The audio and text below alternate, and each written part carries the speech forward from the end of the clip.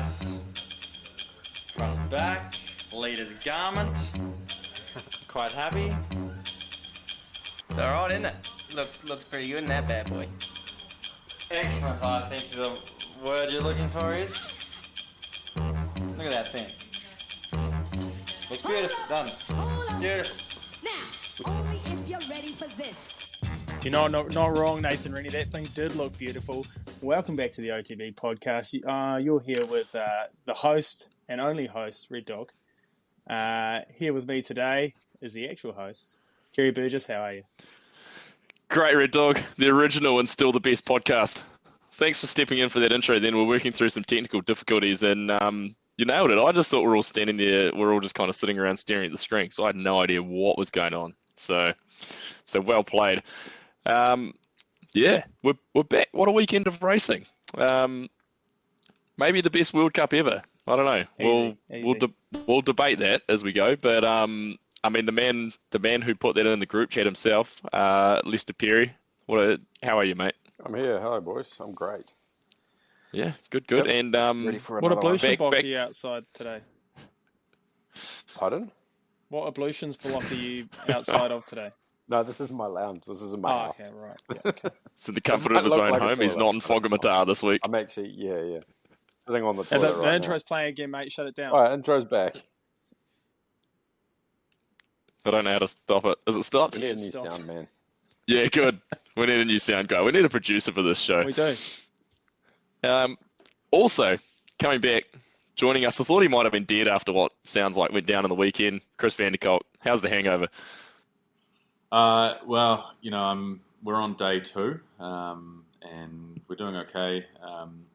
Probably the highlight of my year this year, seeing Red Dog carrying a tray of Jaeger bombs on a Saturday night in downtown Wellington. You guys really missed out, but could have been walking downhill. Yeah, thanks for the invite. Yeah, thanks for the invite, yeah.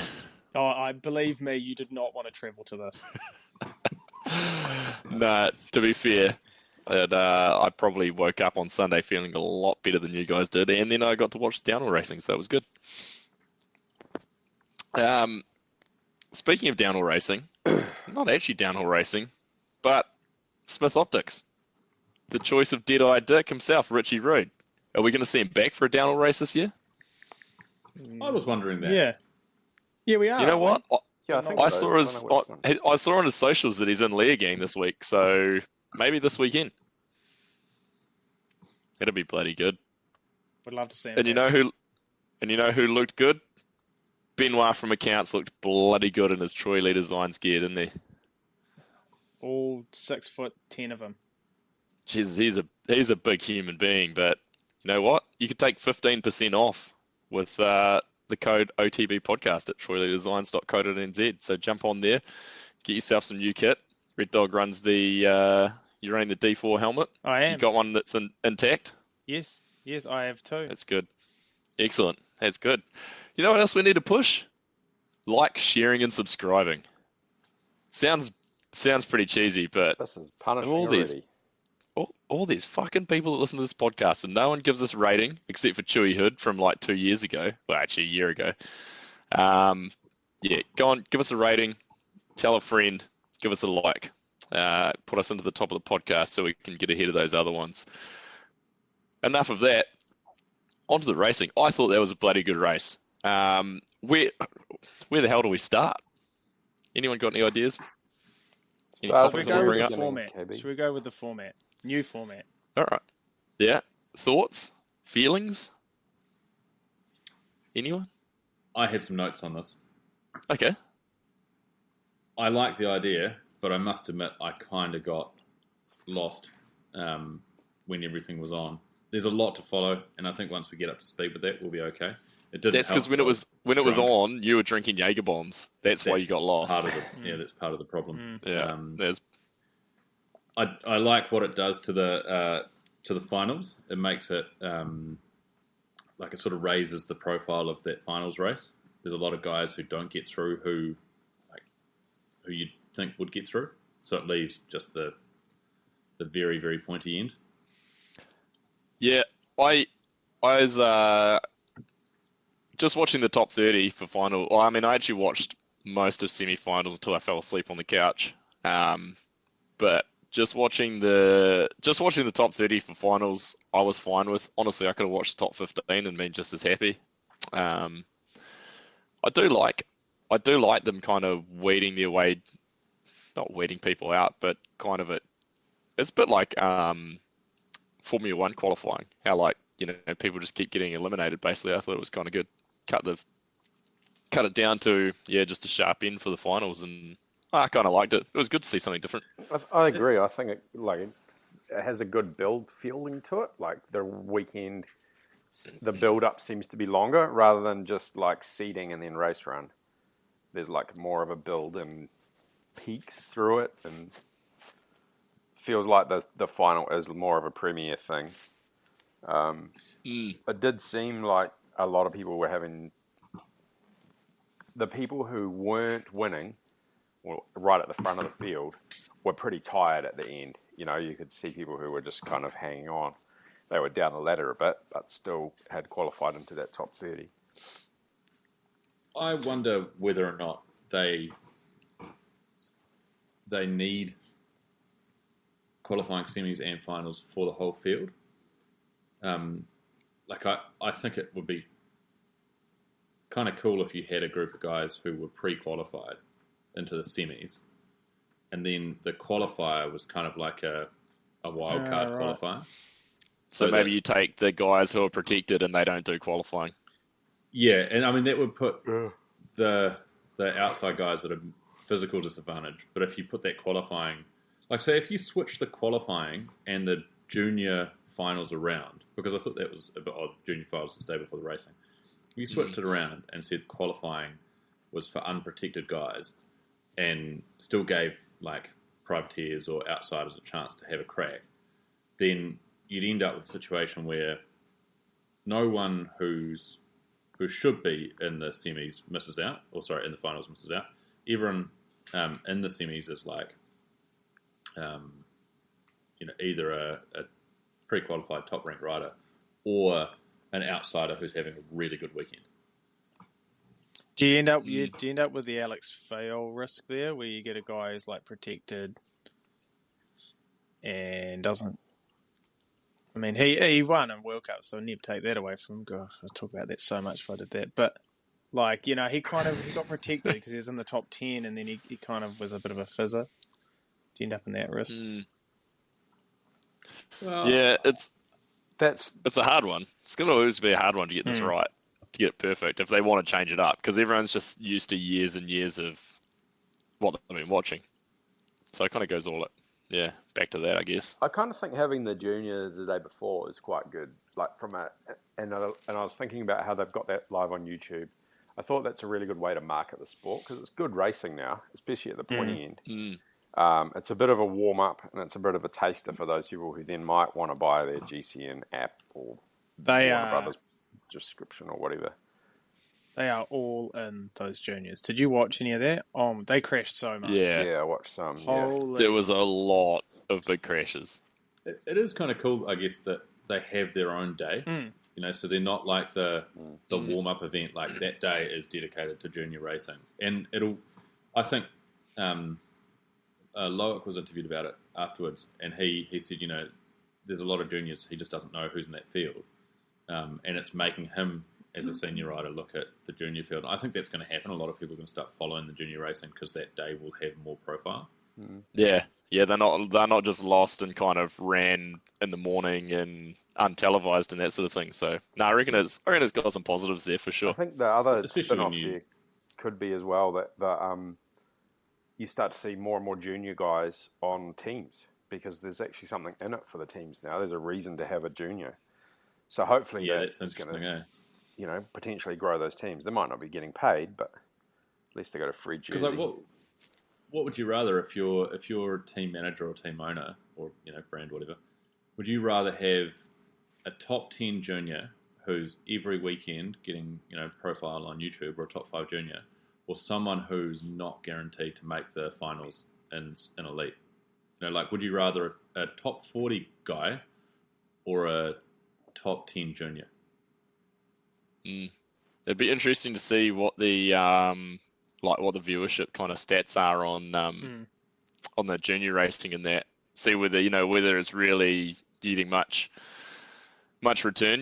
Whether the eyeballs are actually on it. Because there's some dudes who are going to be not qualifying or not making it through to semis, but they're still high profile and elite. So it's sort of like, I guess it's that way up of what their value is versus maybe what their potential value is coming through. Because, I mean, these junior guys are going to be getting picked up, I think, more and more, which they have been already, but by these teams because they want talent coming through.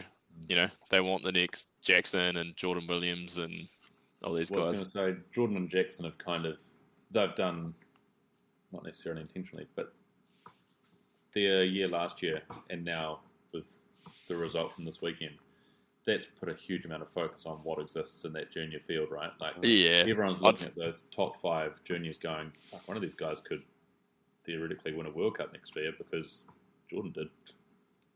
Yeah. It's happened for years, though. Yeah, it has. It's been like Loris, Loic. Hell, I mean, it's kind of there's been a bunch of them come through like that. Well, the difference is that I mean, now going forward, there's going to be eyeballs on them early, right? And it's going to be public eyeballs, not just the team and the inner circle. Yeah, it's the thing. I think they'll be racing a bit more to pick these guys up. Yeah. Qualifying. Any standout stuff from qualifying? I've kind of got the qualifying semi-finals and finals with some kind of notes that I've made. My first one was that Faircloth and Dean Lucas both didn't qualify. Not great for the Scott Downhill team. I thought that was the whole Scott Downhill team, and then I saw there was actually 2 guys who I had no idea. One of them I knew who he was, the other guy I didn't, but both of those qualified. Dylan Levesque. He was ripping. Yeah, he's always I don't mean to be salty, but are we that surprised about that? Yeah, but what's the value of these guys? I mean, Faircloth, those 2 are probably slightly not the best example, but like at the end of the season, it's quite likely there's going to be some reasonable profile riders who haven't qualified through to a main event. What happens I think to there's their going to be value then, quite a few guys. Do we see, so there's some juniors getting rides, or because they're getting eyeballs on them, maybe they're worth more. But what happens to the Dean Lucases of the world who hasn't really had a performance that I can think of in definitely the last season? I think these guys are going to struggle. Yeah. These guys that aren't regularly making the top 30 final, they're going to start to find themselves on the outer, I reckon, because, like you say, the team's going to be looking at juniors and looking for maybe some of these guys who have just popped in and out of it to replace them with. So, yeah, it's going to be super interesting. Is that much different from when they, qualified top 60 and then they had the final? And on Red Bull, they only showed top 30 anyway.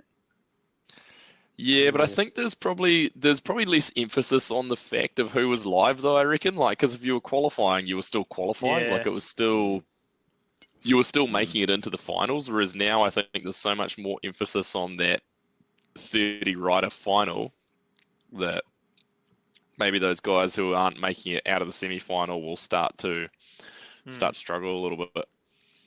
Gary, you were at Dirt Masters. Do you think for a team it's better to have a couple of guys who are top 5ing Dirt Masters, like as a feeder series, or not qualifying but still going to every World Cup? Yeah, it's interesting. I think that would entirely depend on if you're a German team and there's like these huge races on like that, then it's totally worthwhile and you're trying to market to that. But if you're like Scott, let's take Scott for example, there's not really any value for them having Faircloth and Dean Lucas getting results at a race like that. So I think Faircloth's a bit of an anomaly, right? Like Dean yeah, I mean he's a better example of it. He kind of goes beyond just getting. Does go beyond just getting results for sure. So, but it's going to be interesting the next couple of years to see how that how the numbers change of actual pros. With a proper ride. Maybe that gets slimmed up. Maybe the numbers stay the same, but there's more percentage of juniors. I don't know. I think you'd maybe start seeing bigger dollar figures for people who can be a top 30 consistent guy. and it's going to taper off quickly as it goes from the 30 to 60 place guys who are just kind of like in the middle there, in the taint. I still think that if that top 30 and that 60 gets sharper and sharper, then the feeder series and teams putting a focus on sending guys to go and do all the Dirt Masters races or all the Crankworks, whatever else. Because I think what will probably start to fall off is teams won't necessarily want guys who, for lack of a better way of putting it, are on the backsides of their careers, still tuning up to World Cups. But they probably still want young guys and kind of up-and-coming guys who are potentials to make the finals, but not a guarantee. You know, like you want a guy that's got potential, and you're trying to get them there, as opposed to a guy who had potential 5 years ago. You know. Yeah. Right. Probably the biggest topic of qualifying. We'll get this one out of the way now. It wasn't good. Hill, bro. He's got it wasn't potential, good. I reckon. You think he's still got some potential there? Yeah. I mean, it's Sam Hill. The split. It's like saying James Stewart The has splits. got no potential. The splits never looked good. I mean, I wanted to look through those and be like, but you know, he was 20th in the split, but none of the splits were good. I mean, I owned love Hill. 20th qualifying spot when I was racing, and it felt bad then. You know, I can't imagine what it feels like now. That was me. Man, you haven't been at the top. I know. What happens from here, though? Like Red Dog and I were talking about this the other day. Is he going to every race and battling? Like, it's hard to see him improving that much over the course of a season. Especially going to Leogang. Like, I mean, if I was going to put Lenzerheide versus Leogang as a place where he's going to have better potential, it's Lenzerheide. Like, there's way more technical stuff there. Now, But yeah, but there's a lot of kind of nothing through the middle of it. My Sam Hill correspondent, she informs me that he owned it on Instagram. She said that he said, you know, it wasn't good enough. It surprised him. Does this unnamed correspondent have a hall pass for One Sam Hill? Absolutely. Do we not all have that? I mean, he's a good-looking man. KB a turn for Sam Hill. Who wouldn't? Has anyone got anything else good from qualifying? We'll move on. I didn't watch qualifying because I didn't have enough time in the day to watch everything. I didn't. That was the I problem. didn't watch qualifying. Can you watch qualifying? No, probably not. No, you can't watch qualifying.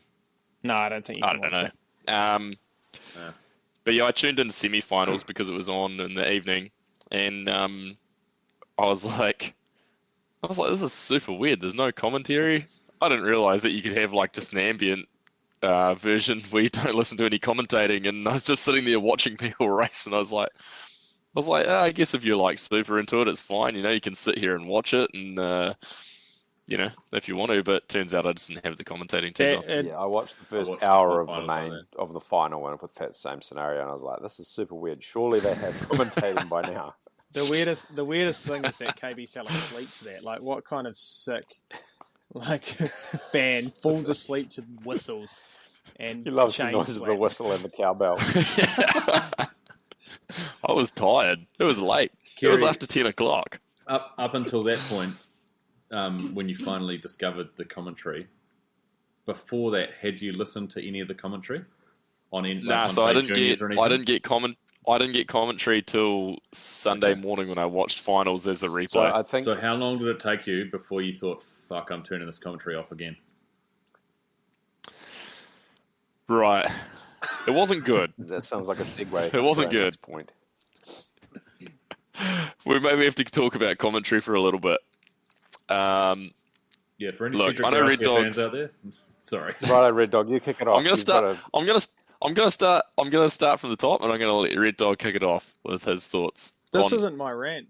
Nah, but you had a good point that Rick is just as good, if not better, than Warner. And I agree. Rick's good. He's good at what Rick needs to be doing. And Rick needs to be the play-by-play guy, and he needs to be thrown to the analyst, who should be Cedric. But Cedric is some form of a hype man I don't understand it. Like, Rick's really good, and I like what he brings, and I think he'll get better and better. But he needs to be throwing to a guy who can give you some insight. And I thought Cedric might be able to do that, but he's kind of trying to channel Rob, which I think everyone thinks is fantastic, but I think everyone's a little bit nostalgic as well around how loose it was at the start. It's also, he's playing the wrong role though. He's just just supposed to be telling us about things that are happening on the track, or things that are developing, and that Rick's the guy that fills the air and, yeah, as you said, passes it off to him. Because that's what you want, eh? Like, and I know there was a couple of times when Rick threw to him and he just didn't have the answer, and it's like, oh, okay, like he's set you up here, and you want to hear the inside, eh? I've forgotten my train of thought's gone after putting my hand up to say I want to speak next. It's not primary school. And you can't see what's going on the thing. My comment is that it sounded like they actually got better as the weekend went on. I 100% agree that Rick is really good and he can only get better. He's not going to get worse. Cedric could be the same, but he's starting with a bar very low, unfortunately. And he picked up a couple of things in the final that I was like, oh yeah, he actually took, he picked out something that wasn't super obvious on the screen. But there wasn't many of those things. And I thought he mildly improved. Yeah. As he went on in the finals. He warmed up a bit. Early on in the finals, I was like, whoa, this is not good. I also get the feeling that because English isn't his native language, he might know things, but it almost seems like he can't express what he's got to say. Chris, you've got your hand up. Would you like to go next? I'd like to go next. I echo all of those statements. I'm going to start with the language piece. I think one of the things that Cedric is struggling with is he's super confident, right? And he speaks English perfectly fine. But it seems like when he's getting excited and when he's trying to put the energy into it, he just starts tripping over and over his words. And it sounds pretty bad. And I don't know, I listened to the commentary on the junior finals and it was shockingly bad, like embarrassingly bad. It was like a bad combination of early days Warner and the worst of what's his name? Claudio. And it sounded like maybe he did slow it down a little bit and calm down for the men's finals, which is probably a good thing. But I'm real surprised that they don't have, or he doesn't have any of the real technical insight that you'd sort of expect that guy to have. Like some of the ways he talked about the lines the guys were taking, or the way they were hitting corners, or like there's no real setup insights or anything that you sort of hope they'd have. And I agree, like Rick's awesome. Rick's actually got heaps of energy. You don't necessarily need another energy guy in the room. That's my bit. Red Dog. What do you got, Red Dog? I think we just need to keep talking. This hand up thing just leads to too many awkward silences. That's great. At least you're not cutting the floor. No, I agree, but I think some of the blame has to come back to Discovery and probably what they've asked of Cedric, because he's a charismatic guy, and they've probably said to him, be charismatic, be the Rob Warner guy, and that's kind of not who you need him to be. No. You want to get more insight out of him.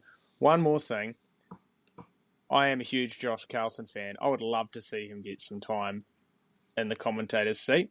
He's got some hype, and he's got good insight. And they used him at the top when they're like the athletes and warming up and stuff.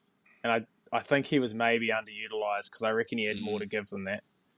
He speaks well. He's like quite good with his, he's clear and he's precise with what he's saying and everything. I had a note there that, Carlson should be more involved instead of just talking quietly at the top of the hill. Yeah.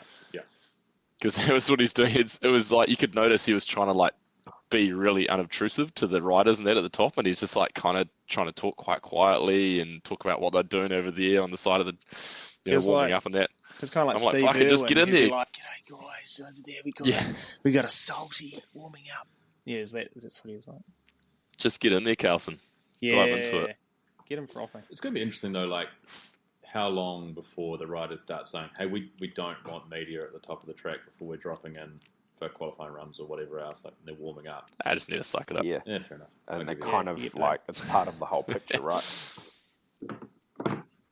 Yeah, I think it's not effective. We don't want them there. It's effective now. How do we deal with this? Because they part of the whole show. That's the other thing.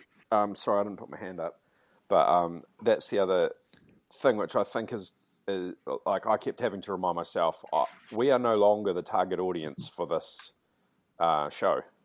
You know, as much as we do want to see some more insight, and that's great, we're not the target audience for the whole thing anymore. So there's stuff that's going to happen, which is They're trying to grow it, we right? might find it super cringy, but we're not the target audience now.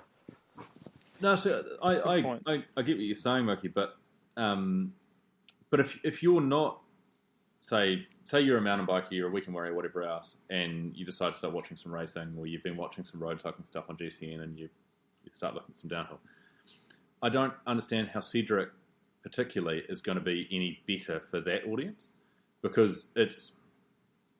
And again, maybe I totally agree. I think he will have got some real firm feedback after the juniors, but they're missing a trick like because you could be the new guy, right? Like the target audience needs to know why they're setting up for particular corners the way they are, where you get none of that nuance, which is, what they need.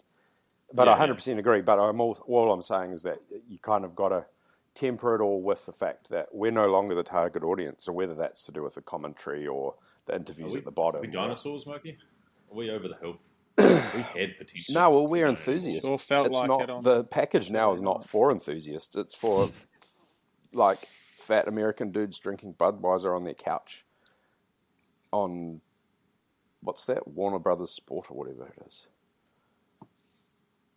I wonder if that is the strategy though. Like I'm sure it's because not. the big opportunity, where it was with Red Bull, it was still pretty niche. Like people that tuned in to watch downhill racing.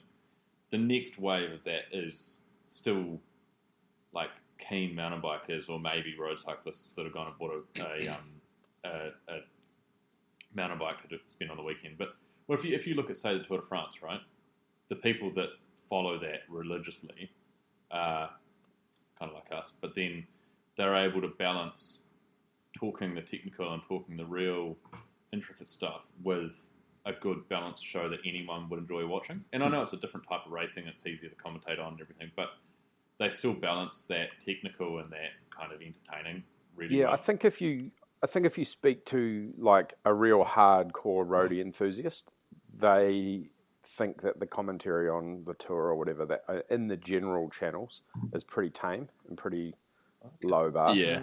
And often I'm hearing people saying stuff like that, and I'm like, oh really? To me, it's not. But I'm not that that's what I think as well. But but I 100% agree. Like you've got to find the middle ground of educating the people and stoking them out at the same time. Do you think? Fuck, we're gonna move on from We've got to move on from the commentary. I thought we were going full Joe Rogan length tonight. No. We got to move on, guys. Can I get one more thing about the All right, footage? last point. Did you guys notice at the bottom they always had the managers teed up? Yeah. And a shot of the manager? Yeah, they had them in there watching the screen so they could. That was quite weird, I thought. They don't need to do that. It's kind of like the context of it's real weird. It's like, and here's LeRon looking at Bruni or whatever. It's kind of strange. Shot right up on their face. Yeah. Right, I'm moving into finals, and I'm just going to start with Rachel fucking Atherton. What a leader! Holy shit! I mean, none of you guys put her in your top three, but I did. I may not have put her in first, but holy crap, that was impressive. 40th World Cup win, podium number 75, and she's not even going to Leo Gang. She's not backing it in. She's going home. Nah. Awesome. She's heading home. Wonder why she picks Lenzerheide. I was like, man, she should just mic drop, just walk out now. Just like, peace. I've got 40 World Cup wins. No one's probably going to touch this. That's enough. See you guys going out on top. Yeah, she's already gone past Anne Caro, eh? Yeah. What do you? what do you think would be more depressing for the women's field when Rachel goes away for like 2 years with an injury and has a kid and comes back and wins, or for the men's field when this kid straight out of juniors comes in and beats them all at his first ever Elite World Cup race? Which field is more fucked off with that? 100% women's. Yeah. The juniors on the up, man. They can pull in anomaly. Yeah, see, Rachel should be on the They down. got balls out speed. She's 35 years old. Like, it's from what I can tell, that is the oldest downhill World Cup winner, from what I can work Older out. than Manar. Oh, yeah, I didn't think about Manar. He's old as fuck. You never think about Manar, and he's like your guy. Oldest, nah, actually, I didn't look at men's, I just looked through the women's. I just looked through the women's. The only one that I could think was close was Tracy Mosley, and she was like 32 when she won her last World Cup. I don't even think the age thing is the most remarkable bit. It's the fact that she had a kid 2 years ago. Like, she had her son. Yeah, those things drain the lifeblood out of you. You struggle to get a podcast going because of yours. Tell me about it. He's got two. Like, she had the child at the race and her mum was helping her out. Like we struggle to get to work and have grandparents come and help us out. She's racing World Cups. Yeah. Yeah, it's pretty impressive. Though it's interesting, very impressive, because in general, a guy has a child come into the family, and they very seldom will ever go as fast again. Like, in fact, I can't really think of anyone apart from P. Steve Feet won a world championship. Maybe, yeah, he did finally. But how many women have had babies and come back to the top? I mean, Tracy Mosley arguably has been back at the top again as well. But you think about it, and like most of the time, like, I mean, being an athlete, you've got to be pretty selfish. And I think it's even harder for women because they know that like having a kid is essentially going to end their career. And so that's why I don't think you ever really see it, because most of the time they'll hang out and wait. And they're like, right, I'm done with whatever my sporting career is, and now I'm going to have a child. It's not even like she's had the last 2 years to get back to this point. She's probably had a year when she can properly focus on it, No, she did one World Cup last year, and like obviously came in fully underprepared, and then but it doesn't sound like she's just spent 12 months on the grind to come back and race this one. What a legend! Do you think she comes back for Fort William World Champs? Apparently, she said, and I'm pretty sure I quote, Sven was like, "Are you coming back for Fort William?" And she said, "Nah, fuck that." So good on her. That is a good call. If you saw that Amory Perron helmet cam, I would want no part of that. Right, so when I was looking at results for to check and see when Ann Carroll won her last World Cup, if you've got to go on Roots and Rain and have a look and just single out World Cups for her, it is fucking mental. Yeah. It's easier to pick out the results where she didn't win than the results where she won. Like, there's first, second, first, fourth, fifth, first, 3 seconds, a first, a 22nd out of 25, so obviously a big issue. There's about 10 firsts in a row, a second, about another 8 firsts, a couple of seconds, probably 12 firsts, a second, a first, a DNF, a 19th, and then just a run of firsts until she retired. Like, it is fucked. It's absolutely fucked. I knew she was good, but I didn't realize how dominant she had genuinely been over her whole career. That's huge. Crazy good. Like, yeah, that win percentage is mental. But yeah, that's just a side topic going back into the mid-2000s like we always like to do. Can't leave a mid-2000s reference out. Cammy Blanche is obviously probably, without Rachel, has got to be the best woman. I mean, she was first in qualifying and semi-final. So, I mean, I'd have to say she was pretty dominant in... turn your phone on silent there, big boy. She's got to be the force to reckon with this season. Well, some of us said Nina Hoffman last week. Care to... she's got a sore knee though. She wasn't even sure if she was going to be racing finals. So it's quite the turnaround day when you don't finish finals, and then is that the semi-final helping with that? Someone who's protected, they don't even really need to do qualifying anymore. You're still getting points from qualifying, though. How many? So if you, Is it many? it might be 50. I think it's 50, and then maybe 200 and 250 or something like Okay. that.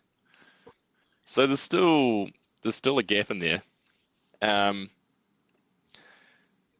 Which actually, I think I think it's kind of cool with the 3 races now with points, because previously, you know, most World Cups you'll leave the first one and there'll be, you know, 20 to 50 points gap between first and second. There's 2 points between Jordon in the lead and Loris in second. Oh, wow. So I think it might tighten things up a bit, because it's cool. going to spread the points a lot more around, which is quite cool. Any other notable woman? Isabella Yankova shoulder checked a tree harder than I may have seen anyone else do in semi-finals. That was one of the other notes I saw. Ouch. I thought Rachel definitely got tired at the bottom of the track. So, I mean, considering that, it kind of makes it, 100%. Kind of makes her performance even more. She won the race in the first 2 splits. And also, I wonder if the 2 years out has actually been really good for her, because she's been racing since she's 15 or something. You know, a couple of years of that, no pressure, big reset physically after all of her injuries and all that. Like having a baby and all that time off changes your body. You know, maybe that's the reset that she needed, and it would be so cool to see if she kept going and training what she could do. It's probably kind of nice for her to come back in a pretty no pressure situation. Well, basically no pressure. Whereas before her injury, she was at that point where it was like, if she doesn't win, then what's wrong? Like, what did she do to stuff it up kind of thing? So it was like if you don't win, it's pretty shit. But now it was like, oh well, just see how it goes. The other person without any real pressure, I guess, was Tani Seagrave too. She had a good clean run, obviously confident. But she looked like, to me, she was riding more confidently in practice and things than I thought she was going to. I thought she might be a bit kind of timid, but she looked real solid and pretty good in race run. Was she 7th? Yep. Something like that. So yeah, good start for her. Hopefully she can keep it going. Yeah. I saw an interview with her. It was Pink Bike One, and she sounded like she was completely exhausted before finals. Like, that's something I want to talk about. Is the new finals. Format, I think. Yeah, she said after semis, she was completely tapped, and she was like, I don't know how I'm going to go up and do another race run. And I think that's one bit about this new format that's going to change things a lot. Is all of these guys in the interviews afterwards, when they're asked about the new format, they all said that they're exhausted, completely worn out. Like there's no way anyone who's not top of their game fitness-wise will be able to compete. Like, you know, in the past you might have had a bolter. You might see some breakthrough semis, but I don't think you can see a breakthrough weekend overall anymore. I reckon it might have put paid to that, the semi thing. The other thing which is interesting, and it certainly played out in the cross-country, is the altitude as well. I mean, recovering off an altitude run where your heart rate's been that high for that long, regardless of what the readout on the screen was telling you, there's no way your heart rate's way. there was some hilarious ones. 145, I was like, yeah, no way. Yeah, and then they made a point. They put it on social media, and they were like, they made a point of him, you know, like, he's at like 145 BPM, and then the best was Troy Brosnan comments, and he's like, he just basically, he's like, heart rate monitor might need calibrating boys or something like. But I think the altitude it was pretty good. Because normally you would have had to do 2 high-paced runs previously, and you now are having extras. That's like a major tax on your body, especially at altitude. And it's actually a good point I'll bring up, because looked like there was a lot of injuries this weekend, and we got a question on Instagram from at Snowy MC, Jess Blewett's mechanic, who's on the ground there in Lenzerheide, and he asked, with more than 25 elite riders getting injured, which I didn't realise it was that high. So that's pretty bad. Are the tracks getting too fast? And I think with them getting faster and basically the the risks having to get higher, then maybe they are getting too fast, especially now with 3 runs. Well, especially if you've got a weekend on a really physical track. Imagine doing a full couple of days of practice and then a qualifying and then a semis at race pace and then another race run on the same day.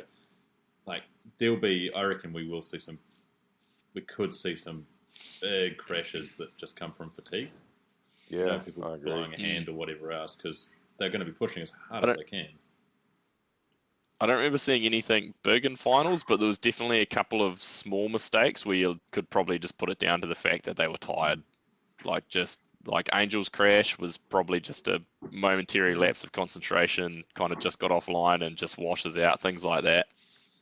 I thought Deprella looked pretty tired too. Like, he looked classic Deprella, like pushing, but he was making it just look really bad. Very shabby.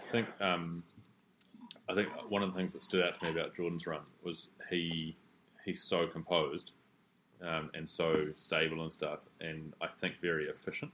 I think that's something you're going to see a lot as well. These guys, the efficient riders, the guys that don't move too much on the bike, will do better over the course of a weekend. Valid. Reserving energy. So obviously Jordan Williams won.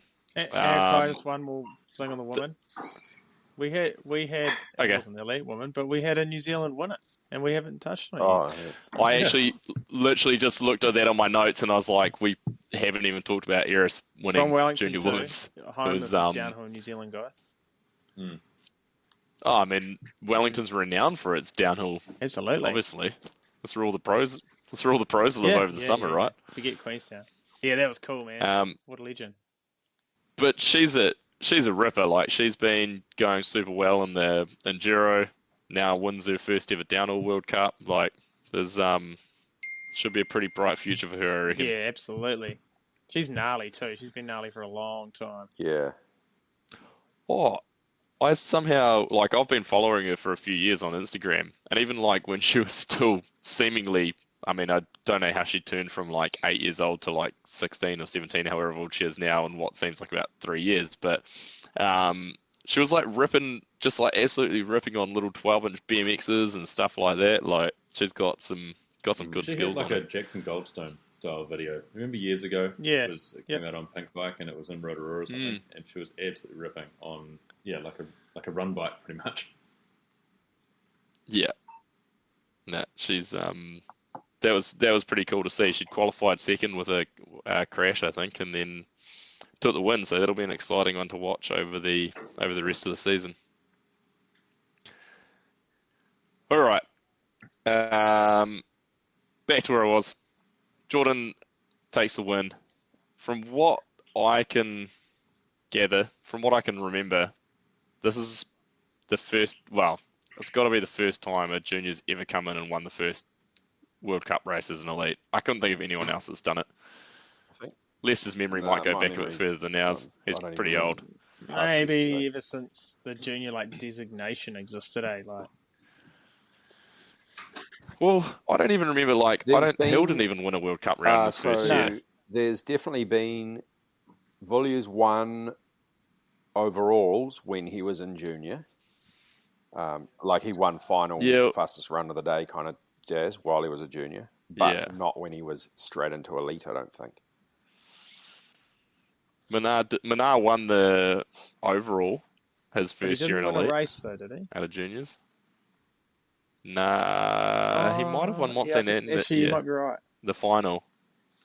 So yeah, phenomenal. Yeah, I know. G won Schladming his first year out of juniors, but that's about the only one I can really significantly remember. I mean, even to do that in just this day and age, right? Like, the competition's never been tighter. The odds are way more stacked against you now than they were 10 years ago. And for him to come through and do that, I just wonder how gutted Finn's got to be feeling, because he's been playing second fiddle to Bruni for ages, and now he's second fiddle to the kid who comes on the team. How long before Jordon gets one of those prototype demos? No, I don't reckon he wants it. How long before he gets Finn's Hey. demo? Imagine pulling yeah, Finn, you're back. You're back on the production imagine pulling bike, mate. Bruni's bike out Imagine it. out of the race shed though, and be like, here's his settings from the last 5 years. Like, Yeah. it'd be such a good feeling, being like, this thing's done some winning, and it's obviously That was- competitive still. I wouldn't even change anything.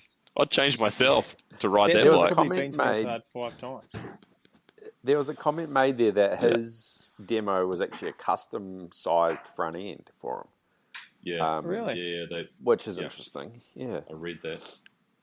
I reckon across the obviously- board, that whole specialised team, A, their bikes are always look insane, and B, they all look like they fit properly. Like, everyone's front Yeah. ends are hugely long. I reckon they're all slightly shorter. I think that team just is so dialed. Like it was actually interesting talking to Blinky because like when we did the podcast with him and he rode for that team obviously in the early days of it, and they were like, oh, well, you know, we can't afford to go testing and that sort of thing, and they pushed for it, and it's like now you can see that is such a fundamental of that team is, you know, making sure the bikes are actually working properly. The amount of telemetry they're doing, you know, multiple bikes set up, one with telemetry, one without, and it's like they do all their Yeah, homework, totally. and it pays off. Yeah. They had 3 guys on the podium, Unreal. like it's unreal. All 3 guys on the podium. So, Loris probably. Do you reckon Loris would have won if he hadn't have stuffed up that right-hander? Yeah, It was that a was bit weird, eh? I actually said that when I was watching it. I was like, "There's the race," because it was like it was not much, but the losing that momentum going into that next left was probably more than it really looks 0.49 like. back he was. He Yeah, was a bit shabby at the bottom. because he overshot that Would have right been hander. tight. I mean, even if he didn't stuff it up. But yeah, you're right. The Yeah. lost momentum. The other one, which person who made a cock up, I reckon, which cost him brutal time, was Bruni. On the he was coming out of. I can't remember how far down it is. There's quite a fast bit, and then they kind of hit that real hooky left-hander, and then up over a table, grassy table. He kind of took a bad line out of the turn and went up almost up the side of the table, and it just killed his momentum. And I was like, "Oh, there goes a second." I don't actually. I Yeah, don't it remember seeing wasn't- that. Yeah, because that's a slow section up he over was there. slower. The wheels kind of fell off near the Yeah. bottom there. Eh? He just kind of looked a little bit, I don't know. It almost seemed like he had an issue, or if maybe it's just a combination of small mistakes was kind of just killing him a touch. It was weird. I mean, he was 0.685 back. Nothing, Which right? is just nothing, eh? Yeah, still nothing. It's just nothing. You got to think Yeah. for those guys like in the pointy end. Those guys, if they have anything that happens in their race run that upsets their flow, that's got to be worth time these days. And there's so little between first and even 10th that every run has to be flawless. It takes a talented rider or a strong, mentally strong rider to be able to make a mistake and not let it fuck with them for the next 10, 20, 30, even the rest of the track. Like, you make a mistake and you're like, oh no, like I've just cooked it. And then you start trying to push and you start making more mistakes. Where there's like the guys that can just shut that out and be like, carry on. That's pretty impressive. Not just compound How cool was Loic's jump out of that rocky trees section where he gapped out onto the piece again? Oh, Oof. yeah. Oh, that was good. Sick. Yeah.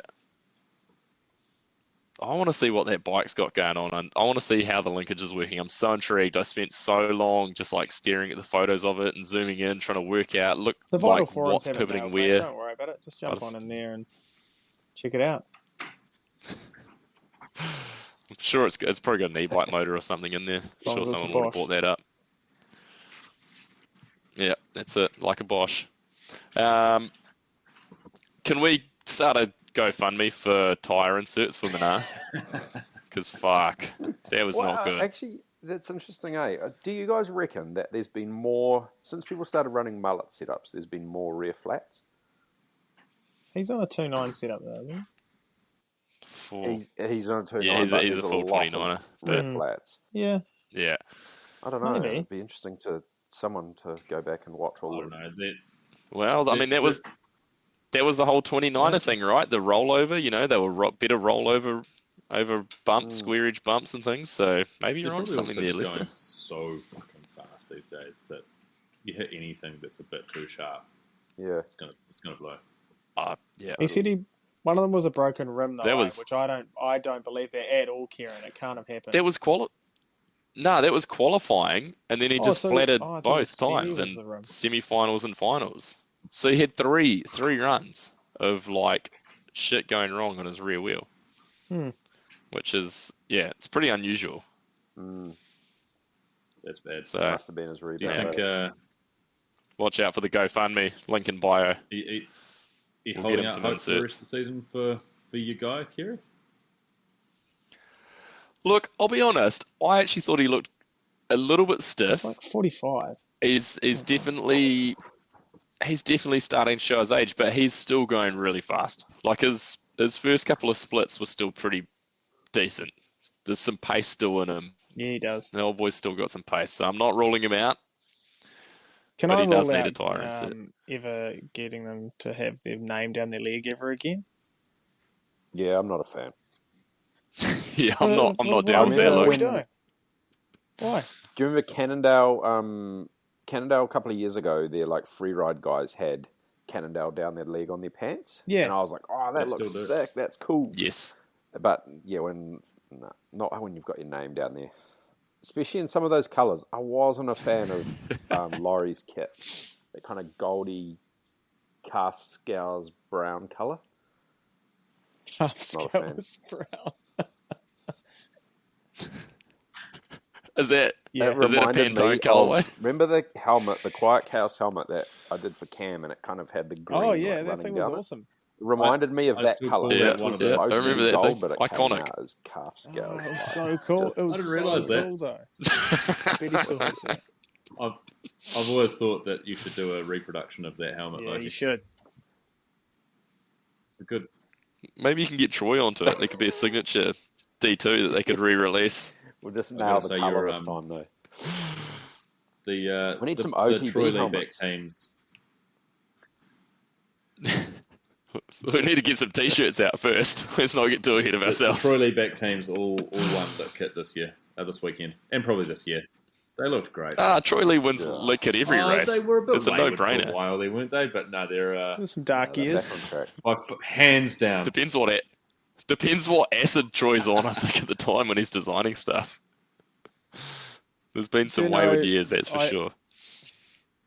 But if you do want some Troy Lee kit, OTB podcast at checkout on troyleedesigns.co.nz. NZ Save yourself only. 15%. Seamless. If you don't wear Troy Lee, you won't win. Speaking of podcast, Simple as sponsors, I got to say, I'm gutted for Gwyn. And Devastating. And I'm honest about it. I'm gutted for him. Look, I said in my hot takes last pod that he wouldn't get a podium, but I didn't want it to go this way. I wanted to see a fair fight for that podium. So yeah, I'm pretty disappointed as It was well. going to be a good storyline. Like, could he go quicker? It was going to be great. Real gutted. Yeah, it was dirty. It was a big crash. Did you see the video of it? Horrible. Man, Yeah. there was some dirty crashes. There's some That big off-camera crashes. section that he crashed on looked fucking gnarly, man. Like watching that in practice when everyone was trying to figure it out, and the juniors were just hitting it. Yeah, they on just- the first run. It's like they don't break coming Going in. It's for it. gnarly. So loose. I think my favourite part of the weekend was Ed Bull Media House, Eddie Masters, Ed TV, and his day one, and all the juniors, like first run, coming into the first corner on the grass, just like it's a race run. And he's like, geez, these guys need to calm down. You're like, guys, just roll down the track, have a look at it. We don't have to get out here to impress all the Couple of those cameras. bikes Like, took a beating, ease eh? up. Ease up, Turbo. Like clattering on the rocks after they crash. Yeah. It's just such a classic junior move. You're like, oh my God, people on the side of the track. We got to go. It's like when we were juniors and you'd see Rankin and Glenn Hayden on the side of the track and you're like, I'm going to fucking impress them on this section. And then you just go down or you'd like What break was something. great about or- Eddie's coverage was he was yelling at the juniors to slow down, and then when he was watching the elite practice, he was yelling at them to speed up. Yeah, he knows his audience. I thought Eddie had some of the best coverage from the weekend. Oh, Yeah, he definitely did. Oh, he always does. Could we put Eddie in the booth as the play-by-play It'd guy? be so good. Even Eddie or Win would do great in there too, because they'd be able to talk and they'd have the stats. What's the update That'd from go Win? well. Did he have just a head injury, I think we might or have. was he broken as well? Yeah. He broke his Oh, hand really? or something. He's had to have a bone So he screwed could be in together in the his booth. hand. Yeah, he's out for. Well, he's going to be out for a couple of rounds at least. Speaking of Eddie Masters, he did throw down a prediction on our Instagram, and then he also sent us he responded to our story and said the new course tape killed a few riders. Apparently they were having to make some running changes and like take sections of tape out of like some of those key steep sections and just put the pegs in the ground because the course tape I think is too strong and it wasn't breaking and it was just That's ejecting terrifying. people. So Oh dear. it's interesting. The podcast where the stars tell you what's going on trackside. It's great. We need to get it straight from the horse's mouth at some point. That'll be maybe after. Can the that be weekend. Camp Cole's? Can that be Camp Cole's segment Yeah, straight from the horse's mouth, and we'll get him on? His boy had a pretty good weekend, didn't he? Ethan Craig. Yeah, he was Yeah. looking good too. I saw it, like some of the video footage I saw. I was like, man, he's He's a bit ripping. of a sleeper, eh? Are we talking Craig or sleeper. Pinkerton? Pinkerton was looking good too. Pinkerton was Yeah. pretty good too. No, it was definitely Decent, Craig that I saw that was looking good. We've got a lot of questions there. There was one I was just trying to dig back out that I thought was a good one around there, but carry on. Interesting. Trying to find them, but Just looking at a picture of Vergier, front tyre was a Assegai. yeah, here's one. Tyres, Loris on Maxxis. Rest Yeah. of Trek team not. Really? So Bontrager No, is they're on obviously Pirelli. not. Well, they're yeah, not on and we Bontrages, had they're on Pirellis. Oh, yeah, Pirelli at least taking that Pirelli Interesting. money. It's interesting that when they were on Bontrager tyres, I know that there was times when they were running Maxxis, but they were on the Bontragers a lot.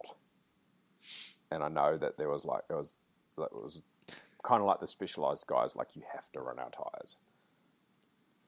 I reckon Loris has been on Maxxis before, like when they're on they have. Bontrages, eh? Yeah, I but think he I would was. say now it's going to Yeah. be way more rampant because Yeah. it's not their own in-house brand. Yeah, I'd say right. now it's a bit more like floodgates open. Yeah. But then, like, Bruni But we doesn't just try to- always run specialised tyres either. I think they're pretty strict. Oh, on them. they've been pretty consistent on them the last couple of seasons, though. They were Maxxis for a while there, but I think they've been more consistent on them now. I think they've got better. To know what the agreements they've got So- with that, like because they don't do that with anything else. And swapping tyre brands has been like a classic downhill thing forever. Mm. But you don't see guys swapping out like ripping the Fox off and putting a rock sock on the front. Like they must have some real interesting agreements. It might be a bit more obvious. You can't really Sharpie over the Yeah, logo colour and make it not distinctions. really seem Like rebogging Yeah. the stanchions to make them look different. Yeah. Well, I mean, spray paint the you gold can black. spray over an Intense logo and put fucking anything on it back in the day. Well, they were, yeah, weren't they? You Haro. could. Yeah, Yeah. literally. Those Dak are the Norton days. looked pretty good too. Where did he finish up? 9th. Yeah, Ninth. solid. 3.5 back. That's pretty good. It's a good build. Yeah, He was good there last year until he crashed as well. he was. He was looking quite good last year. Bloody good to see Tohoto having a good weekend. Yeah. That bike. Yeah, New bike. I yeah. mean, I was questioning. I thought we'd see maybe two guys through to finals. Two Kiwis. But we had, from the Kiwis. Sorry, Lockie Stevens McNugget came Strong. through and was it was 15th. 15th or 16th from his semi, which was fucking awesome. And then both Brooke and Tohoto going through as well. So it was a pretty decent showing, really. That Mondraker looks significantly better. It's an improvement Imagine for what sure. Like it's Like, far eh? more composed. Imagine I having heard, several seasons where you know the bike's just not right, and then finally getting the right one and it being that much different in your results. Yeah, it's crazy, isn't it? I mean, last year it looked like a pile of Like shit. the Intense days, I care. X-Fusion Intense. Oh, that was just the yeah. 951. God. Don't put me back into the darkness of the 951 days. I reckon that's a 6-bar Mondraker. I reckon that's all it is. Just a 6-bar version of kind of what they've been running. That's You my reckon? theory I on reckon it. it's like still what they've been running, but the top link goes higher up or something. The Maybe the top link bottom link has comes up another- further where it meets the front. Maybe they've replaced the bottom link with a second shock. The future is here. What the fuck's the point of the sock? Like, because they'd only. That's why I reckon like, it's a either 6-bar. height, which is dumb because people will be way more interested to take photos. I can see what it is, or it's like IP that they haven't yet patented or something. I reckon it's the other way round. How much IP is there really? It's the other way round. They've got like that new Dave Wiggle gizmo back end under it, and they just don't want them to know that they're using his technology. So just I've just taken his already. got the same back end on it as the new pivot. Imagine that they never take the sock off it. It's just a race bike Yeah. that for the next 2 years has a sock on it. It's like the Specialized. They're just Specialized has stealing just everyone else's perpetually got a tech. plastic box on it. Yeah. There was actually, I got a couple of points on this one. At one point, Rick said that pivot that Bernard's racing, he goes, and this is never going to make it in production, and this is only ever going to be a race bike.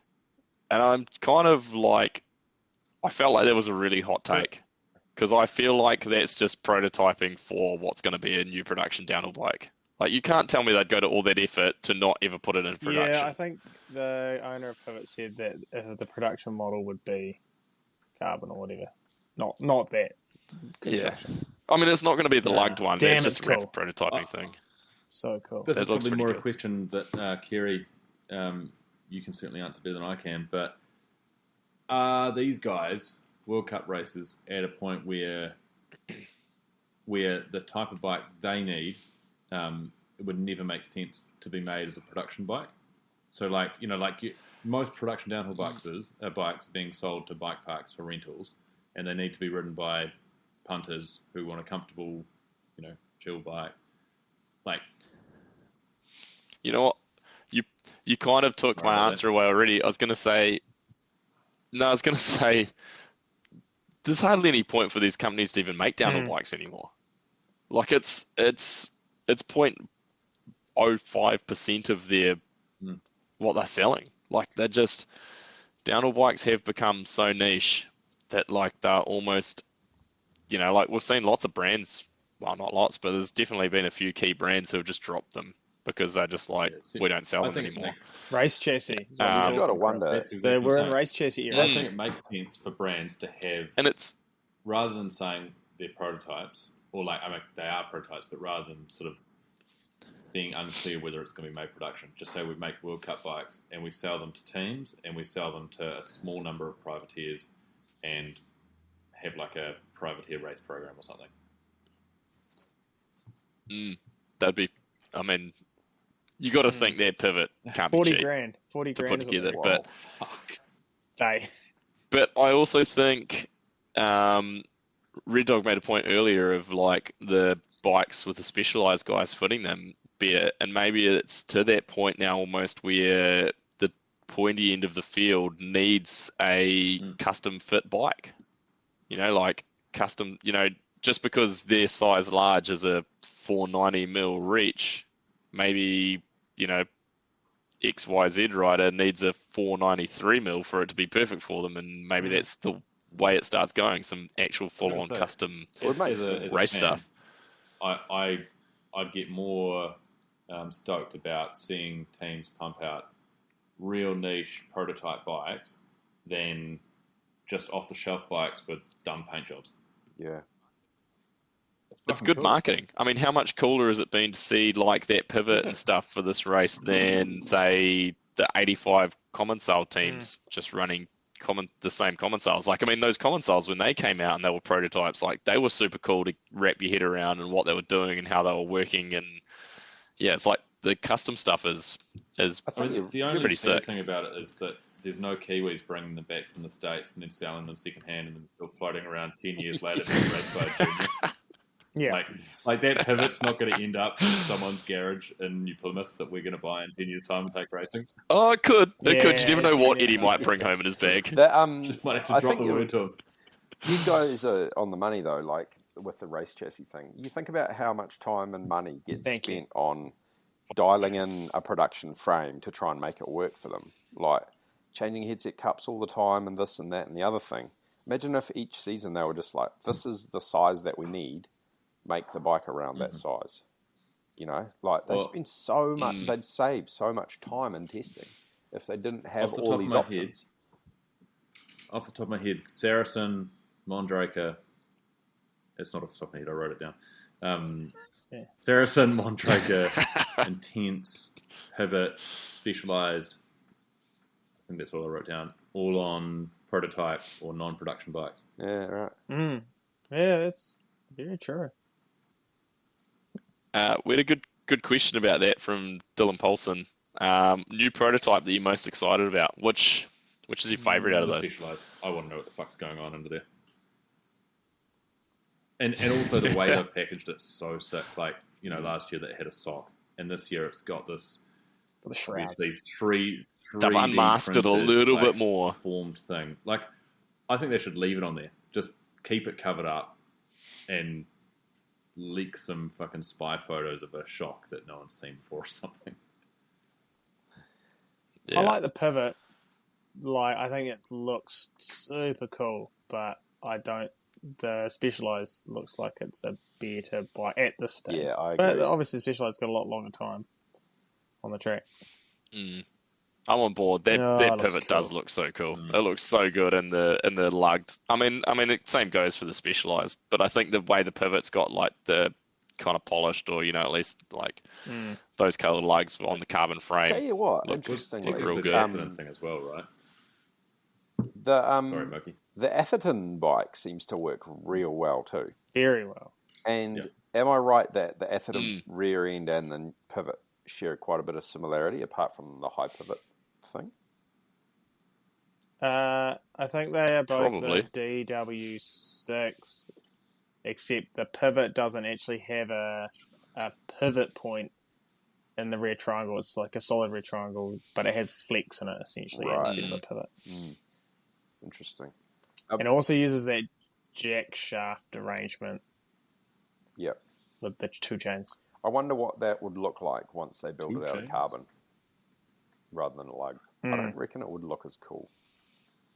What, the pivot? Nah, it's got a real race chassis look to it.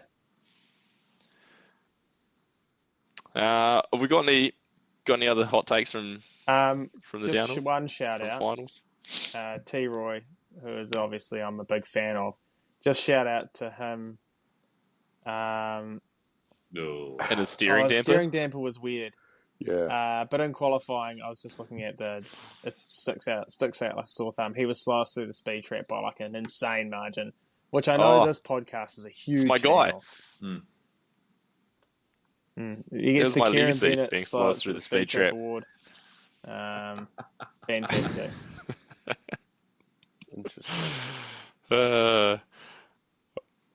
I've got one note I'm going to throw in here because we are the all disciplines podcast. The fact that Nino Schurter just solidified him as the GOAT of XC and became the all-time World Cup winner at home in Switzerland. Like, Spoiler alert, bro. fucking gnarly. It's hard. Oh, well, it's too hard. Shit or get off the pot. Too hard to pack it in for this podcast. That is sick, though. I'm just sending Awesome. you guys a couple of photos which are kind of relevant to cross country, and we could discuss this. Good for a podcast too. We're obviously a very visual medium. Perfect. I'm just gonna throw one more thing in here about Nino. Is Emily Siegenthaler from the Pivot team? Her dad is Nino's coach and has been for like 20 years. That's cool. Yeah. I saw this. That was quite cool. Yeah, It's so fucking gnarly. For listeners out there, Lester, do you want to describe what's going on? So this is a picture of the kid in the under 23 just out of the start. Well, in fact, it doesn't even look like he made it across the start line. Who ripped his whole bottom bracket and cranks out of his and he bike. tore the bottom bracket out of Peeled it. the shell open. But is that bike? Yeah. It looks like an ARC8 from the sticker, but it looks pretty similar to one of them Unos, eh? Nah, I reckon it's an AliExpress. You can Does a buy little you bit. can pick these things up at dime. Yeah, I was gonna say- and Oh, yeah. all these teams have them. There It you looks go. a bit. It looks a bit like the thing Joe Nation was riding something I was like this in gonna say, Christchurch the for a Joe Nation while logo there when he His was quite a starting his different one to endurance that, but racing. yeah. Speaking of Uh, Joe, where's he at right now? He was sitting in like 8th place earlier Oh, today. he's top 10. He's doing, for those of you who don't know, he's doing the Tour Divide, which is basically the most fucked up race from where did they start in Canada, and basically Banff and all He's the way currently down sixth. to the Mexico border somewhere. He's Currently sixth. just- That's impressive. This is going back 5 hours. But he was at the time riding. He must have been riding about the same area as Ted King, and Lael Wilcox. Jump on for anyone that doesn't follow him or hasn't seen this. Jump on Joe underscore I think Nation.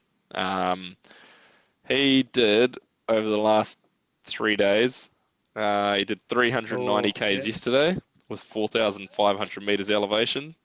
Today he's done 297 k's with 3,800 meters elevation. There's some big pulls, eh? His last post was 3 minutes ago, and it's 3:27 a.m. and he said it's time to roll. So he's heading out again. Beast. Mental, absolutely mental. Give him a follow and follow along on the dot watch. If you go into his link in his bio, you can get onto his dot and see where he. That sounds terrible. You get into the dot watching thing and see where he's going. Moving on. Should we look at some of these? We've got a few listener questions. I'll go through them from the start. There's a few there. We might skip some. Bart Warbank, who was our Congrats, Bart. helmet winner on the last episode. Did he? He got that today. He's very happy. Bugger. Yep. Posted on our OTB story. If you were on Instagram, Red Dog, you would have seen that. He said semis and finals format doesn't add anything, just extends the time listening to the punishing commentary. I can't disagree, but I also do like that it adds, if you want to get real deep into it, you can watch all the semi-finals. So It might not add much, but it doesn't take away much. But I like that his main reason is because he didn't like the commentary though. Yeah. Yeah, that's a running theme We need to from work that everything out. I've seen. Yeah. Jay Phipsy, can we please discuss Kerry's choice to skip the Doddsy and race gravel? We can Hang just on. choose to Is discuss. that when that choose to skip his stupid question. edition zero's on? Oh, for God's sake. Yeah. Don't worry, I'm Okay. coming, mountain biking boys. It'll be okay. Yeah, thankfully Moki's coming. Makes up for it. Me and Lester have swapped places. Bevan Modi wants OTB alternative commentary. Watch this There are space, some I guess technical you could say. challenges that we need to work through at a high level. Like staying awake all night. It's not going to work. No, Yeah. Well, maybe we'll do snowshoe. we'll just That'll do be a bit easier. record it, and then you can sync it to your own TV at your leisure. At your leisure. Oh, that sounds like a terrible. That sounds like a terrible I think time the only for way people. we're going to be able to do it, It sounds worse than listening to Cedric. we need to go somewhere for a weekend and go riding, and then all do it in person and record Yeah, it. And it then has to our be in listeners person. can get up in the morning and listen to it. Sounds good. Yeah, We'll because book it on the obviously OTB credit syncing card. where we all clapped at the start of this podcast is far too much for us to handle. In fairness, we'll struggle with that in person as Yeah. well. Technical difficulties. Liam Jackson said, will or should domestic racing follow the World Cup format racing We with a did two semi and a race rounds final? once. Yeah, we did do that. Yeah. And the fastest time overall out of those one, well, not overall, but the fastest time of the day won the race. That was 2005. Yeah. 6. Yep. In fairness, 05. Okay. domestic Yeah, racing no, I went think it through was a a- period recently of And- doing qualifying and race runs on the same day. Yeah, I think even just getting qualifying in race runs is a big step forward. No. I don't think it will happen. Didn't we even have some nationals races that had just one day of practice and racing or something mental? Yeah. We've had that for quite a while. They've only just recently gone The back first to 2 day's a bit days unofficial, this really. season. Yeah, it is unofficial. 1 out of 10, how emotional was the team with Sam Hill's qualifying result? I think probably everyone was at a 1 on that one. Yeah, this team or Sam Hill's team? I'll speak for the team on that one. Probably everyone. This I think team wasn't everyone happy. worldwide was on a 1. No. Let's find me. Oh, we did have a guy, Herman. He actually he called Jordan Williams nice for the win. win. So shout out to Cool, Herman on that one. Matt Sims wants to know if should Calso replace absolutely. CG for Yes. downhill commentary. And Yes, Matt, can you Matt. do something about Yes, that? Matt. Name down the leg. I don't think he works for that brand anymore. They've been acquired by. He would have stopped. He would have stopped it. He would have stopped it. He also asked if was Piperini up in arms about her haul past Sam Hill's DNQ. Does she still want the? How does she feel about that? How does she feel? Nah, she's like, ugh. Probably not now. I think she's cooling on her fandom, but it's still up there. Who's taking his She's place, always or is she been just moving she's away from big into downhill? Troy as well. Yeah. That's a family thing, Troy though, fan. right? Do you have the hall Troy, pass though? as well? Is this Troy. 3 people involved in this hall pass scenario? Yeah. Look, we're both Come big over, fans Troy. of Troy ever since he started running that real cool Specialized kit when he was on Specialized. And he just had cool kit after cool That kit. was sick. Yeah. Yeah. He probably gets. Has she seen anyone recently and thought they should not be wearing a Red Bull helmet? If they shouldn't be wearing a fake Red Bull helmet, when in fact it is Brandon Semenuk sitting on the chairlift next to her. She's like, who the hell is this guy in this Red Bull helmet? Speaking of people with Red Bull helmets, Gracie Hemstreet. She was great. She's a ripper. I think it's only a matter of time till she does something even better than she did this weekend. Where did she finish? I can't remember. Yeah, no, she's got some talent there waiting to come through. She was 4 seconds back, but yeah. Ricky Pincott. Yeah, but that'll come. Ricky Pincott said, new drinking game every time Rick parrots what his fellow presenter says. Valid And drink. Oh dear. He, interestingly as well, I Noticed that picked a up a couple of lot of times. sayings that he had in there, like little kickers, that he's pulled from road cycling. Yeah, from some of the other commentators of, other sports as well, but definitely not original lines. But that's all right. You got to start somewhere. No, that's very true. Nothing's original these days, though, is it? Where are we at? When we answered this one, check on me, but oldest female P1 and youngest male P1, it's got to be. I can't think of. I mean, there's got to be no one that's been younger than Jordon, and pretty sure there's no one that's won a World Cup and the female's older than Rachel. Steve McDonald's got a pretty good one, I reckon. Can a good rider, say someone who's getting just in the top 60, comprehend the speed that the podium guys are going at? It's a level that's hard to break to get up that speed. I think they can comprehend it. I think I reckon it's, if you're qualifying, you can comprehend that speed. Yeah. I think it's the executing, though. Because it's like, if you're just getting in the top 60, you're probably getting in there on a banger of a run for yourself. I don't think it's necessarily a lot of about, the time. like the speed in isolation. It's the consistent speed across the whole course, like a flawless run at essentially to get a top 10, top 5. You've got to have every section like at max speed. And I'd say a lot of those guys who are on the bubble of qualifying could hit certain sections pretty close to that speed, but aren't carrying it the whole way down. Yeah. So I think, in short, they can definitely comprehend the speed. I mean, Brock was 25th, and he was 8 seconds back. So those guys are all the same speed. It's just whether or not you can put it together in every single section. I think that's a little bit of a skewed stat, though, because you would not normally be 8 seconds back on a 25th.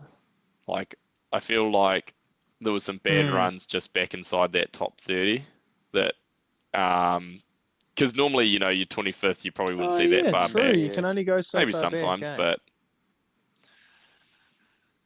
but yeah, now there was dudes crashing and flat tires and things like that. So then it kind of changes the way you see those results a little bit more, true. and that You're guaranteed 30th.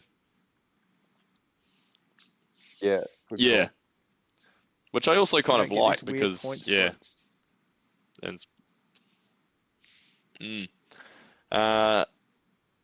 AS Capture, is Sam Hill over the hill? Will he qualify for a World Cup this year? And then he said in brackets, I fucking hope so. Oh. I'm not holding out much hope for it. I'd love to see it, but I'm not holding out much hope. I can't see him making the big show, to be honest. I'll go top 60. Go top 60. Yeah, I think I'm in for a Red top Dog. 60. Red Dog, what do you reckon? Maybe if he went home now and then came back with even more tats at Mont Saint Anne, could he win like he did in 2010? Yeah, he wins. Oh yeah, he had some piercings and some more tats, and yeah, that was the infamous. Came back, left the season as Fat Hill, came in as Fat Hill, got injured, came back as Skinny Tat Hill, and won world champs. So good. I'm going to indulge in a bit of armchair psychology here, but Sam Hill does seem like a guy who kind of gets bored of it, and if he's bored of it, then he's like, fuck, I'm out. Like that sort of looked like what happened with downhill. He got disinterested, found something new in enduro, got pumped about it, committed to it, did really, really well, and then maybe kind of got over it again. And I think this weekend he either gets fired up about it and he's still hungry, or it's just like, no, I'm done. Yeah, I think this flips the switch. Yeah, I'd agree. I think it does. I Which way don't know does how it you flip could the come switch, back though? this weekend and be like, yep, we're All going the to way on. Yeah, he's got the dimmer up. Hopefully it just turns it all the way on. Is it like one of those big switches that's got like two kind of prongs that come out and a big handle? You got to pull it with both hands. Like you really Hopefully just doesn't push the panic button. the big switch. Just angry Hill. Adrian Liu wants to know how much tighter can these kits get before we circle back to skin suits. Yeah, it's not far off, is it? That's getting pretty crazy. Do you think a skin suit would look at least like a skin suit if it wasn't like lycra, shiny weirdness? Yeah.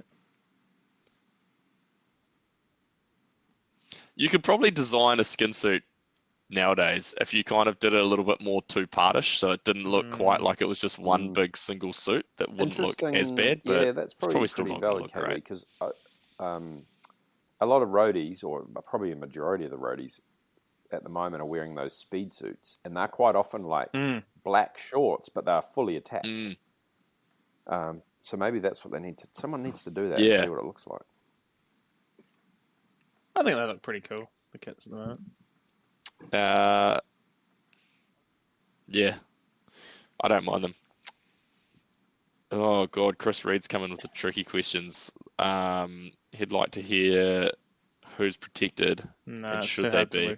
I don't even know who's protected. I can't keep up with it. I think it's the top 10 from last season came in protected for the first round, and then I think it is the top. I think now it is the top 15 overall. And if your birthday's in the third month of the October, you're protected. Yes. Only if Mercury's in retrograde, though. Yeah. I think it's the top 15, and then I think anyone who was top 10 last year overall is permanently protected for the whole season. So there could be up with to 25 the new format, people should they protected. just scrap that? I guess.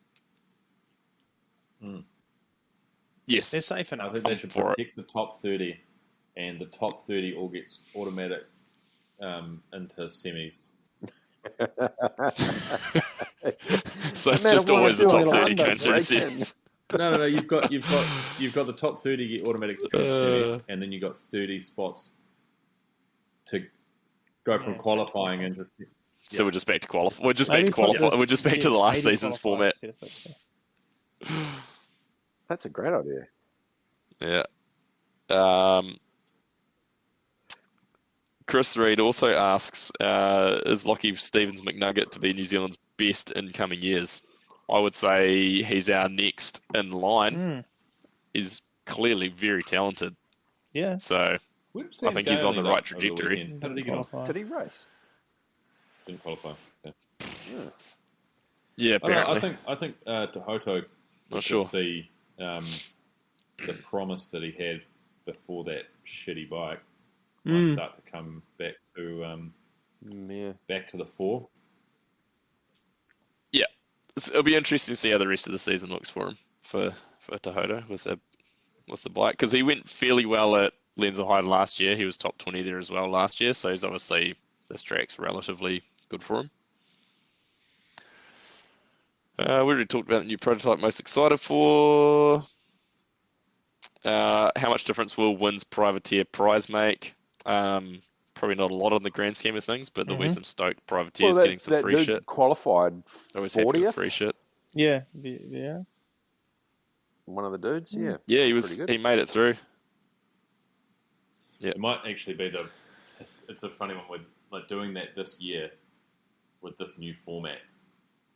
It might not work out particularly well, because the whole idea is that you like for GT they get all this exposure for privateers and doing this really good thing, but they might not actually end up getting the exposure they otherwise would have last year. Yeah. I don't know. I hope it goes well. It's pretty cool. Very cool. It's good. It's good marketing. Update: Jordon Williams has the fact that he is a one-time World Cup winner in his bio on his Instagram. That's quick. Yeah. I mean, I'd probably have that on for the rest of my life if I'd won a World Cup, so I can't knock him. Predictions for Lear Gang. Let's get some top threes out and then let's shut it down. Red Dog. I'm going to go... I didn't give you any prompting, but go.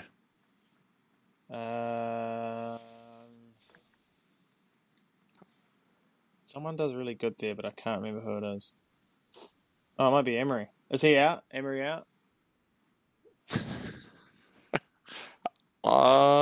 He might be back next week. I'm not really sure. I'll have Jordon won't go top three. I'll go Bruni in there, and I'll go Loris in there. All right, solid. Chris. I've got Loic number 1, Loris, All right. and I'm going to put Laurie in there as well. I've got 3 L names. Loic, Loris, and Laurie. Yep. Well, Ooh. strong. Guess who got third in the You're up, juniors Lester. there last year? The man we were just talking Jackson. about. Lockie, yeah. Oh. Lockie. Ooh. Yeah. 343. I think he's got a podium. You think he's got Are you top putting three? him on the podium, though? I think he's got a. I You think he's got a third this year? That's interesting. Righty ho, I'm gonna go. Oh man, I can never I'd be put down them with in an order, but I reckon. So are we rolling Amari out? Banged his head. I don't know. Yeah. I think He did bang his it head, just said he apparently, yeah. crashed. Not that stopped him before. Yeah.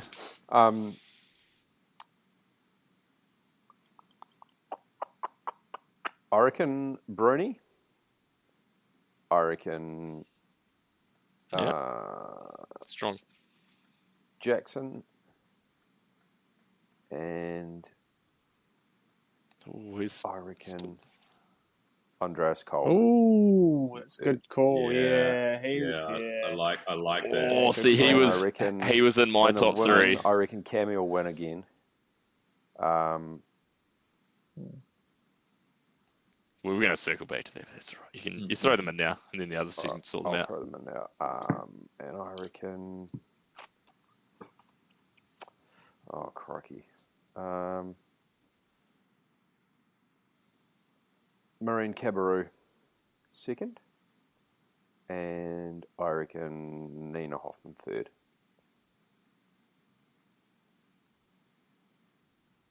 Yep. Can't argue with that. All right. My men, I got Bruni, Kolb, and I think I'm going to go Laurie as well. Anyone? I know you guys have bowed out, Chris and Kieran, but Moki, $50 says Jackson won't win a World Cup this year. Do you want that? I agree with you. I wanted no part of win that. the money or lose the money. If there's a listener out there, Yeah, so everyone on the podcast believes If someone wants to take up $50, no one sees it happening this year. It's rough. if there's a listener out there wants that bet, slide into KB's personal DMs. I just don't want to lose. I don't want to lose $50. Don't message Red Dog because he won't check it. I will not answer. Just message me and then I'll give you his phone number and you can text him. It's already in the bio on the Insta page. Yeah, it's in our bio. You haven't seen it. Yeah, it's the first line. For inquiries, please contact. Yeah, business inquiries. Red Dog, have you got some women you'd like to add into your top three? I'll go Tammy. Yeah, hard to bet against. Valley will get second because she seems to struggle to win there. And I'll take Nina in the top three. Good. I've got Nina, Chris, Cammy, Valley. Yeah, in that order. So in that order? All right. Yeah, I think I'm gonna go Cammy, Nina, and then Valley. I want it on record that I'm having second thoughts about. I think that's it. About Andreas Kolb because I really want to see another big result from him. Because you just realised you got a podium there last year. We've been Kolb guys for a long time, right? It's a home race too, eh? And he we qualified first last weekend. Is he So Austrian? Yeah. I want to put him in that top three. I'm going to put him on fourth. Yep, nice. All right, bonus fourth place. Thanks for sitting on the fence. Well, I think that's about as good as time to wrap it up as any. The timer stopped telling me how long this has been going for a long time ago, so sorry to all the listeners out there for however long you've had to listen to this punishing chat. 1 hour, 35, Jesus, 27. I'm really sorry. Mine says 46 minutes, so hopefully it 1:33. has recorded more than that. Time will tell. Oh. Ah, fuck. Mine's We'll 103 now. Is your one still clicking over, Mikey? Mine's 1:35:44. All right. We'll see what happens when we get to the post production when I send it off to the production company. I'm Clean this up in Yeah. post. Thanks as always, lads. Yeah, pump and dump trademark. Thanks to Eddie Masters. That is how we operate around here. So that's good. Thanks, boys. Good to chat. And I guess we'll probably probably have to wrap up there again next week. I'm ready. What's up? I come from the land of down under.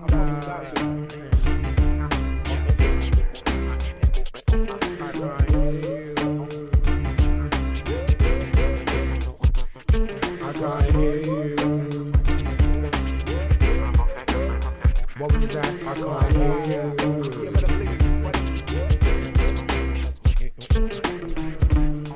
I let it be like John Lennon, the anti-serum that you don't get for poisonous venom. Read the label carefully, I'm only here for the show. I love hip-hop too much to let you feed my ego. In the key of F-U-C-K, Y-O-U. I mean, why do I owe you if you're not helping me through? I mean, why do I owe you if you're obstructing my view? Success is not my castle, just a house that's brand new. You see, I irrigate the culture, give it shape like a sculpture. Still complicated, rock like I'm supposed to. B-L-I-T-Z like my DJ. Rock to the rhythm like you rock to what he plays.